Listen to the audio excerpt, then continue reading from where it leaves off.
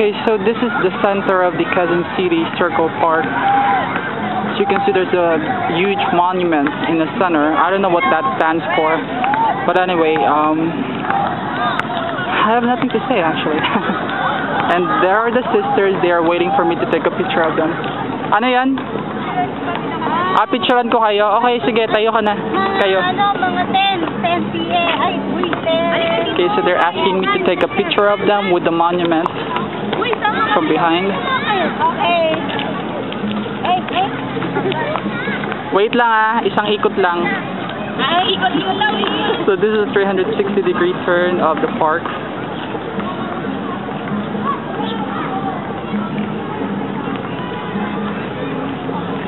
Not that much thing to see. There's a zoo on the other side, so we'll probably go inside and check it out. Okay, 1